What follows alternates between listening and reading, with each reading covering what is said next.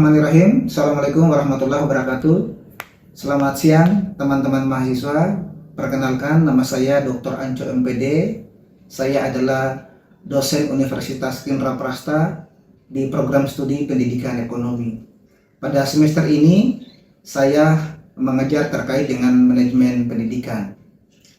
Mata kuliah manajemen pendidikan ini bobotnya 3 SKS yang diajarkan kepada mahasiswa semester 7. Teman-teman sekalian, mata kuliah manajemen pendidikan akan membahas terkait dengan konsep, prinsip, fungsi, dan penerapan manajemen pendidikan. Mata kuliah ini akan membekali mahasiswa dengan kemampuan memahami dan menganalisis pengelolaan lembaga pendidikan secara efektif, efisien, profesional, adaptif, dan berorientasi pada peningkatan mutu pendidikan.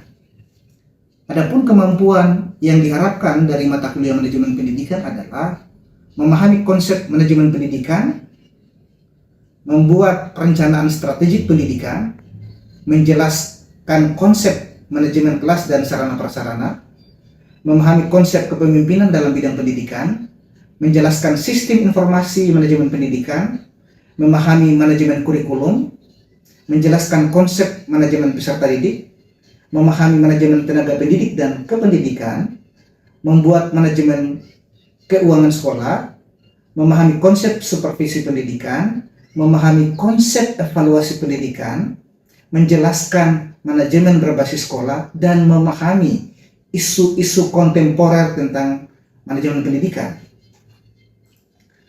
Adapun materi yang kita akan pelajari pada mata kuliah manajemen pendidikan di semester ini, yang pertama terkait dengan konsep manajemen pendidikan, organisasi dan manajemen sekolah, perencanaan strategik pendidikan, manajemen kelas dan sarana prasarana, kepemimpinan dalam pendidikan, sistem informasi manajemen pendidikan, manajemen kurikulum, manajemen peserta didik, manajemen tenaga pendidik dan kependidikan, manajemen keuangan sekolah, supervisi pendidikan, evaluasi pendidikan, manajemen berbasis sekolah, dan isu kontemporer tentang manajemen pendidikan. Terkait dengan penilaian, rubrik penilaian pada mata kuliah ini saya beri pada 5 aspek.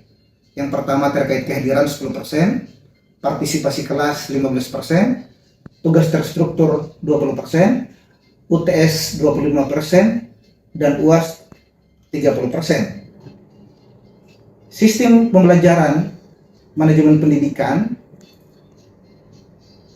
Pembelajaran pada mata kuliah manajemen pendidikan dirancang untuk mengembangkan kompetensi akademik, profesional, sosial, dan integratif. Ada beberapa sistem pembelajaran yang digunakan. Yang pertama tentu cara interaktif, diskusi kelompok, studi kasus, presentasi mahasiswa, project, blended learning. Ekosistem pembelajaran digital yang digunakan melibatkan SIKA, LMS, dan pembelajaran lainnya. Adapun materi konsep manajemen pendidikan akan dibahas pada pertemuan kedua. Saya pikir demikian. Bismillahirrahmanirrahim. Assalamualaikum warahmatullahi wabarakatuh. Waalaikumsalam warahmatullahi wabarakatuh. Gimana kabar teman-teman? Sehat? Sudah siap perkuliahan hari ini? Siap. Semangat sekali ibu ini ya. Oke, baik teman-teman sekalian. Di pertemuan kedua pada hari ini ya, kita akan belajar terkait dengan materi manajemen pendidikan, gitu ya. Baik teman-teman sekalian, sebagai mahasiswa ini kan mahasiswanya jurusan pendidikan ekonomi ya. Ini penting kita pahami terkait dengan konsep manajemen pendidikan. Yang pertama kita bicara terkait dengan definisi atau konsep apa sih manajemen pendidikan itu, ya. Teman-teman sekalian, ada yang pernah dengar sebelumnya manajemen pendidikan itu apa? Nah ya, ini akan pertemuan kedua. Oke, teman-teman sekalian, pada dasarnya adalah dalam manajemen pendidikan itu ada 4 hal yang dilakukan oleh tenaga pendidikan, ya, baik kepala sekolah, tenaga pendidik mendidik maupun kependidikan. Yang pertama adalah perencanaan. Dalam manajemen pendidikan itu ada yang dinamakan dengan perencanaan pendidikan. Kemudian yang kedua itu ada yang dinamakan dengan pengorganisasian pendidikan. Dan ketiga itu ada pengarahan atau implementasi pendidikan. Dan terakhir itu ada yang dinamakan dengan evaluasi. Jadi itu ada keempat aspek dalam konteks manajemen pendidikan. Oke, teman-teman sekalian, nanti sebentar kita bahas dalam konteks manajemen pendidikan, ya. Misalnya pada aspek perencanaan apa yang dilakukan oleh kepala sekolah maupun guru. Dalam konsep pengorganisasian apa yang dilakukan. Dalam konsep pengawasan, implementasi dan konsep evaluasi apa yang dilakukan oleh guru. Oke, teman-teman sekalian, kenapa sih harus ada manajemen pendidikan? Manajemen pendidikan itu adalah pengelolaan pendidikan. Ya, kenapa harus ada pengelolaan pendidikan? Ya, dan mencakup apa saja yang harus dikelola oleh lembaga pendidikan. Yang pertama adalah pengelolaan kurikulum.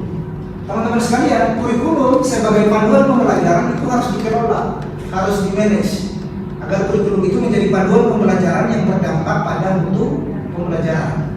Kemudian yang kedua, ada tenaga kependidikan, ya, tenaga pendidikan. Tenaga pendidikan itu ada dua, ada tenaga pendidik dan tenaga kependidikan.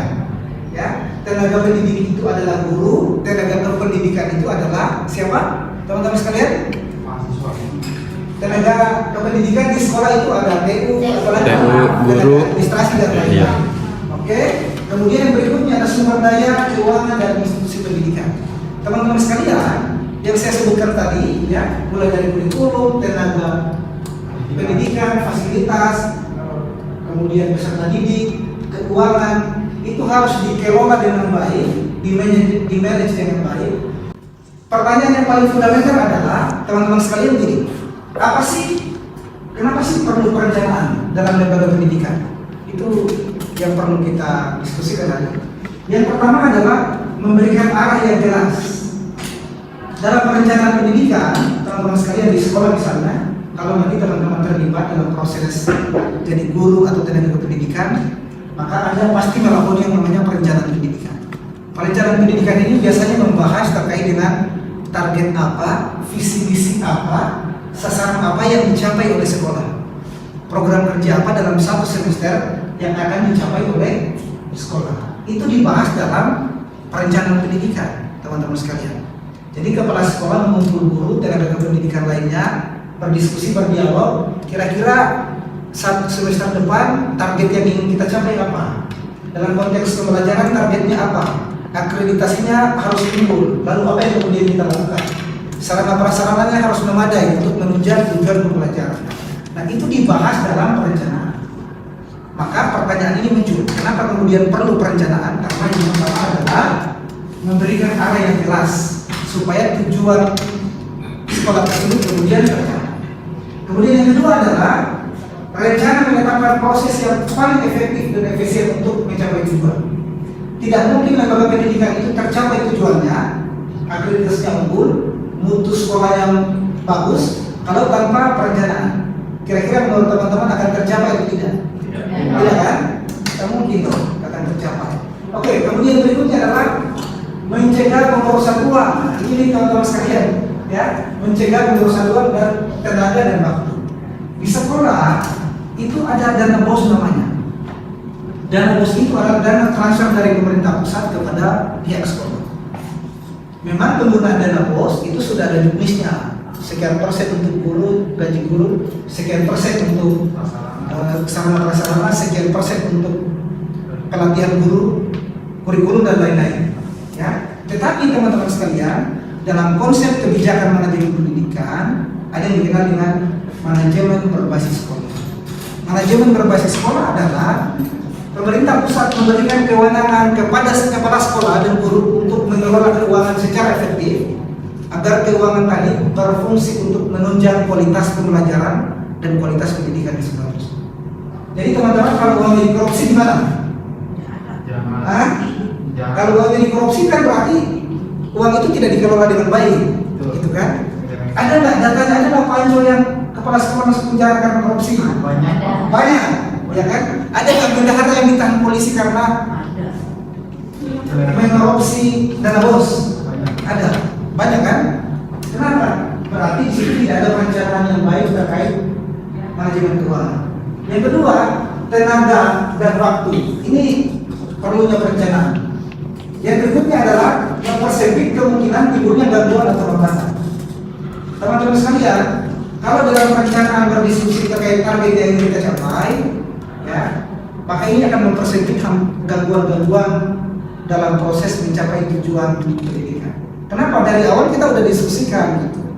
Contohnya misalnya begini, kita ingin sekolah kita menjadi sekolah yang pembelajarannya berbasis IT misalnya, berbasis digital. Di perencanaan itu kita bahas. Kenapa kita bahas? Supaya tidak terjadi hambatan dan gangguan pada saat kita mengimplementasikan proses pembelajaran berbasis digital misalnya, di sekolah tersebut. Tetapi kalau tidak ada perencanaan, kita nggak bahas di awal, tiba-tiba kita implementasikan proses pembelajaran berbasis digital, itu tidak akan efektif. Kenapa? Di awal kita tidak rencanakan, di awal kita tidak diskusikan teknisnya seperti apa. Oke, baik, silakan Mas. Izin Pak, Silakan. izin mau bertanya Pak. Ini kan mengaku perlu perencanaan ya Pak ya? Ya. Seandainya dampak negatifnya apa Pak jika suatu lembaga itu tidak melakukan sebuah perencanaan tersebut Pak? Oke, jadi berkaitan dengan dampak negatif ya. Oke. Nah, terima kasih Mas. Ini dampak negatifnya ketika sekolah atau kampus atau Kementerian Pendidikan itu tidak mengimplementasikan yang namanya perencanaan. Yang pertama adalah ketidakjelasan tujuan. Lembaga itu tujuan sasaran yang ingin dicapai kinerjanya nggak jelas. Kenapa? Dari awal itu nggak dibahas karena tidak ada perencanaan yang matang. Jadi sekolah ya gurunya datang terlambat, ya. Kemudian yang berikutnya adalah target yang ingin dicapai tidak ada karena itu tidak ada dalam perencanaan. Ya, itulah dampak negatifnya ketika perencanaan diabaikan dalam konteks pendidikan. Ini ya, oke. Kemudian yang berikutnya sekalian, ada pertanyaan kedua, silakan. Silakan. Apa sih Pak pentingnya pengorganisasian? Oke, jadi pentingnya pengorganisasian. Tadi kita sudah bahas terkait dengan perencanaan, sekarang adalah pengorganisasian. Oke, siapa namanya? Ada yang sih Pak? Ini nanti jadi. Ya, pengorganisasian itu adalah pembagian kerja yang dilakukan di satuan pendidikan. Jadi kepala sekolah mengadakan rapat membagi porsi-porsi pekerjaan. Ya, ada wakil kurikulum, wakil kepala sekolah sarana prasarana, ada guru bidang studi dan lain-lain.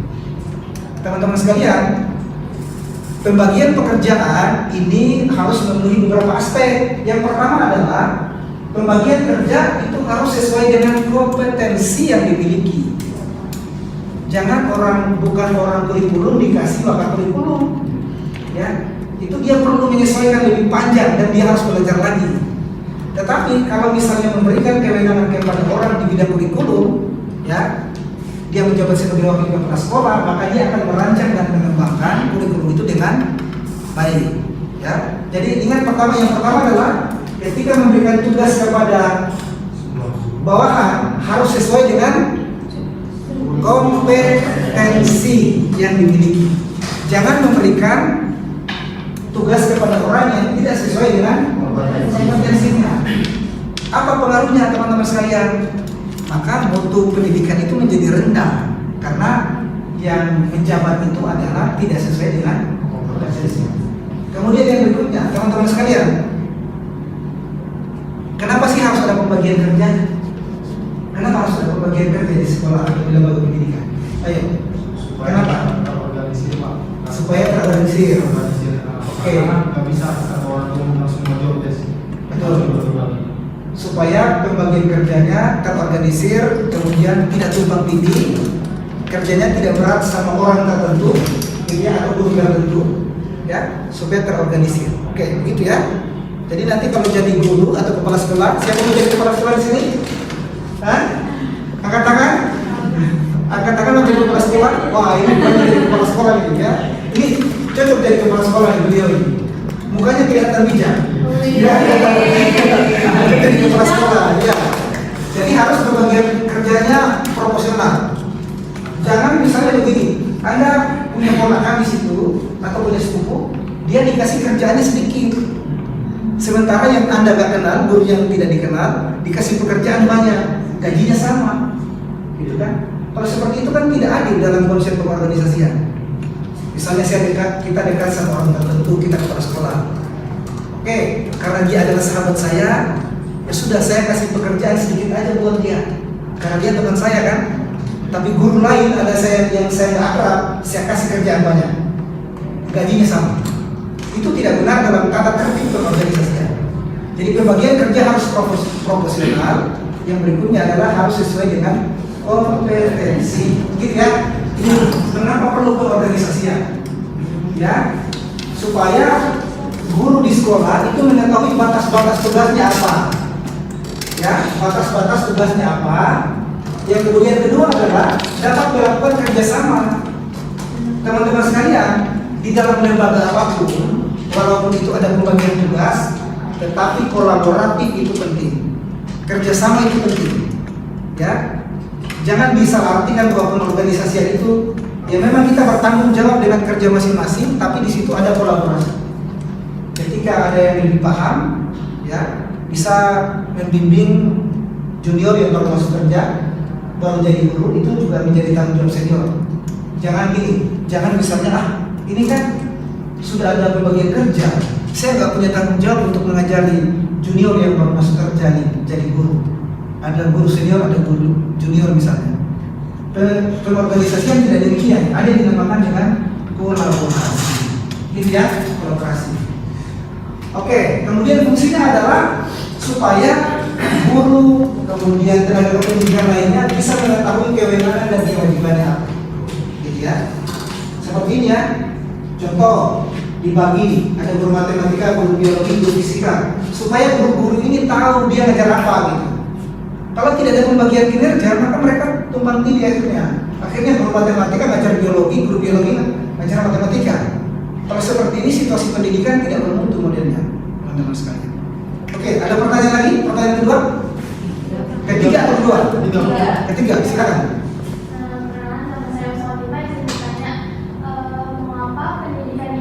Kualitas pendidikannya masih tidak merata, Pak.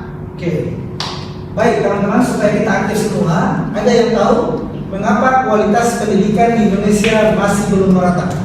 Ayo, siapa yang ingin memberikan tanggapan pertama? Ayo, silakan. Kurangnya infrastruktur. Oke, kurangnya infrastruktur. Mengapa kurangnya infrastruktur membuat pendidikan di Indonesia tidak merata? Kenapa kira-kira? Dananya korupsi kok. Dananya korupsi. Oke. Kalau kurang infrastruktur, contoh yang pertama adalah kurangnya infrastruktur. Infrastruktur pendidikan itu apa saja? Ini dan lain-lain. Teman-teman sekalian, secara faktual di lapangan, di sekolah yang ada di daerah maupun di perkotaan, masih ada infrastruktur di bidang pendidikan atau sarana prasarana yang tidak memadai. Ya, tidak memadai. Menurut Anda, apakah infrastruktur di bidang pendidikan yang tidak memadai itu akan mempengaruhi kualitas pembelajaran? Bisa mempengaruhi, sangat berpengaruh. Maka itu yang menjadi kenapa kemudian tentunya tidak merata. Yang pertama, salah satu penyebabnya adalah kurangnya fasilitas di bidang pendidikan. Bayangkan, ada komputer tapi tidak ada jaringan. Ya, ada komputer tapi tidak ada jaringan. Ya, teman-teman sekalian. Kemudian ada jaringan tapi tidak ada komputer.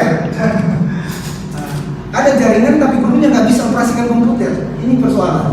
Ya. Nah, makanya teman-teman sekalian, pekerjaan rumah yang paling fundamental juga adalah bagi negara kita adalah bagaimana menyiapkan sarana prasarana di bidang pendidikan supaya itu bisa menunjang kemerataan dalam bidang pendidikan di daerah. Kalau teman-teman, oke, yang kedua apa? Yang kedua apa? Yang membuat mutu pendidikan tidak merata itu apa? Selain sarana prasarana. Ya, betul. Gurunya, kurang. kualitas guru. Menurut Anda, kualitas guru di daerah perkotaan dengan di desa sama atau tidak? Beda. Kenapa kualitas guru di daerah pedesaan lebih cenderung gitu ya? Tidak semua ya. Tapi secara umum itu kualitasnya lebih bagus guru di daerah perkotaan. Kenapa teman-teman sekalian? Ini perlu kita diskusikan ini. Gaji, Pak. Apa? Gaji. Gaji. Jadi gaji ya. Jadi orang tidak termotivasi jadi guru. Akhirnya gurunya sedikit.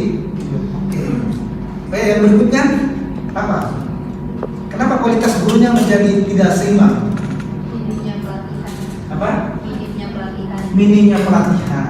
Itu salah satunya. Minimnya pelatihan, betul. Kemudian ke berikutnya, ya, Lebih berkembang. tidak mengikuti perkembangan. Oke, minimnya pelatihan. Teman-teman sekalian, ya, guru itu adalah harus diberikan pelatihan supaya kompetensinya menjadi meningkat, gitu. Ya, cenderung yang mendapatkan kesempatan untuk mengikuti pelatihan adalah guru-guru di daerah perkotaan, gitu. Sumber belajar guru sudah banyak, ada YouTube, ada TikTok dan lain-lain. Kalau guru di desa, boro-boro menggunakan TikTok, ya, sudah ada jadi di sana. Akhirnya kesempatan guru untuk belajar sedikit. Bagaimana guru ingin mengajar tentang generasi milenial, generasi kekinian? Kan pendekatannya berbeda, dia harus mengajar dengan pendekatan kekinian. Tetapi karena guru tidak pernah mengikuti pelatihan tadi, maka guru akhirnya masih menggunakan pendekatan lama, pendekatan tradisional. Kalau gurunya tidak berkualitas, maka output pembelajarannya tidak berkualitas. Teman-teman sekalian, ini perlu saya sampaikan bahwa ya, tidak mungkin ada pendidikan yang berkualitas di sekolah kalau diajar oleh guru yang tidak berkualitas. Tidak mungkin ada pembelajaran yang bermutu produknya kalau diajar oleh guru yang tidak punya kompetensi. Makanya guru itu minimal tidak dia punya 4 kompetensi, teman-teman. Yang pertama adalah kompetensi pedagogi. Kompetensi pedagogi itu apa? Kompetensi pedagogi itu adalah kemampuan guru dalam menggunakan metode pengajaran yang menarik, kemampuan guru menggunakan sumber belajar, kemampuan guru dalam menggunakan media pembelajaran, kemampuan guru dalam orkestrasi ruang-ruang pembelajaran supaya peserta didik termotivasi. Menurut teman-teman, kalau guru menggunakan metode mengajar, apakah peserta didik tertarik untuk belajar? Tertarik kan? Tertarik dia untuk belajar. Tapi kalau tidak menggunakan metode dan media yang menarik, maka boleh jadi hipotetikal saja bahwa proses pembelajaran kurang menarik dan membuat peserta didik tidak termotivasi untuk belajar. Oke, kemudian berikutnya apa lagi? Kompetensi profesional, teman-teman. Guru itu harus punya kemampuan kompetensi profesional. Ada yang tahu kompetensi profesional? Kompetensi profesional itu adalah guru harus menguasai materi yang diajarkan.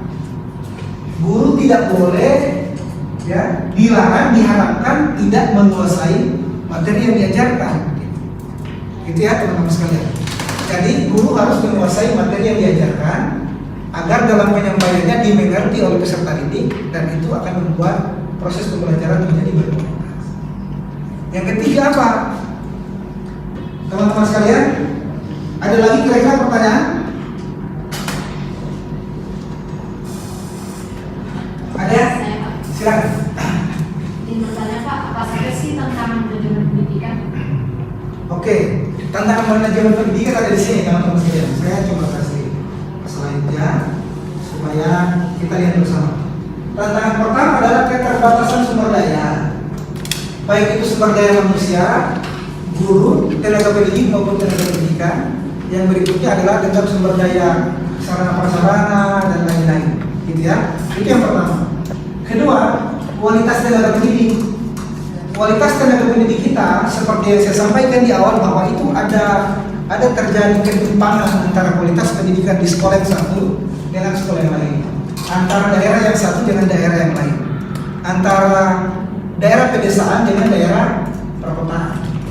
Itu yang menjadi ketimpangan pendidikan. Kenapa ada ketimpangan kualitas pendidik? Teman-teman sekalian, secara umum kalau guru yang lahir dari kampus yang berkualitas, maka cenderung dia menjadi guru yang berkualitas. Tapi kalau guru yang dilahirkan dari kampus yang tidak berkualitas, maka cenderung gurunya juga tidak berkualitas atau lulusannya tidak berkualitas. Maka salah satu yang paling fundamental adalah seharusnya memang negara hadir memberikan fasilitas kepada calon-calon pendidik itu harus kuliah di kampus yang berkualitas. Dan itu dilakukan oleh banyak negara. Apa misalnya Finlandia, misalnya Singapura, kemudian Malaysia, tetangga kita. Mereka kenapa gurunya berkualitas? Karena mereka memprioritaskan yang namanya guru. Apalagi kita bicara Jepang misalnya. Jadi guru itu seleksinya ketat, sama dengan seleksi orang masuk kedokteran.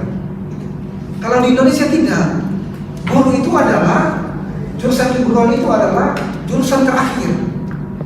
Ya, nanti tidak lolos di kedokteran atau di fakultas hukum baru masuk di keguruan. Kalau di negara lain paradigmanya berbeda. Paradigmanya adalah jurusan favorit itu adalah jurusan keguruan. Kenapa? Yang pertama, negara ingin memastikan bahwa orang yang masuk di jurusan keguruan adalah orang-orang yang punya kualitas. Itu yang pertama. Kenapa demikian? Karena mereka nanti yang akan mengajar generasi muda, yang akan mengajar anak-anak didiknya. Ya, jadi mereka memprioritaskan dengan kualitas. Kemudian yang kedua, kenapa kualitas pendidiknya berbeda? Ini tergantung dari ya bagaimana guru diajar di kampusnya. Kalau dia diajar oleh ini, kalau dia digodok menjadi guru yang profesional, pasti tenaga pendidik itu juga profesional. Tapi kalau di kampusnya dia tidak dididik menjadi tenaga profesional, maka dia juga kualitasnya biasa-biasa. Jadi kampus sangat berpengaruh signifikan terhadap output kualitas calon-calon guru. Kalau kampusnya berkualitas, maka lulusan calon guru tersebut berkualitas. Kalau misalnya kampusnya kurang berkualitas, maka output calon gurunya juga kurang berkualitas. Itu jurusan pendidikan ya, jurusan pendidikan. Tentu pasti ada yang jadi guru nanti. Mudah-mudahan ini bermanfaat, teman-teman sekalian. Saya akhiri dengan ucapan wabillahi taufiq wal hidayah. Assalamualaikum warahmatullahi wabarakatuh. Teman mahasiswa, untuk memperdalam pemahaman dan memperluas wawasan mengenai konsep manajemen pendidikan yang kita telah pelajari pada pertemuan hari ini, saya memberikan tugas kelompok kepada mahasiswa untuk mengidentifikasi dan menganalisis satu permasalahan dalam manajemen pendidikan di sekolah yang meliputi manajemen kurikulum, manajemen peserta didik, manajemen sumber daya manusia, manajemen sarana dan prasarana, manajemen pembiayaan pendidikan, kepemimpinan sekolah, budaya organisasi, atau evaluasi pendidikan. Setiap kelompok melakukan analisis terhadap permasalahan yang dipilih dengan menjelaskan kondisi atau kasus yang terjadi, faktor penyebab, dampak yang ditimbulkan, serta memberikan rekomendasi solusi yang efektif dan realistis untuk meningkatkan kualitas manajemen pendidikan di sekolah. Melalui tugas analisis kasus ini, mahasiswa tidak hanya diharapkan memahami konsep dan teori manajemen pendidikan, tetapi juga mampu menerapkan pengetahuan tersebut dalam menghadapi permasalahan nyata di lingkungan sekolah. Teman-teman, tugas ini disusun dalam bentuk laporan singkat nantinya dan dipresentasikan pada pertemuan minggu depan. Presentasi dilakukan per kelompok. Demikian video pembelajaran mata kuliah Manajemen Pendidikan Program Studi Pendidikan Ekonomi Universitas Indraprasta yang dilaksanakan secara sinkronus tatap muka di kelas. Semoga video pembelajaran ini memenuhi kriteria sekaligus menjadi bahan pertimbangan dalam proses sertifikasi dosen gelombang 1 tahun 2026. Terima kasih.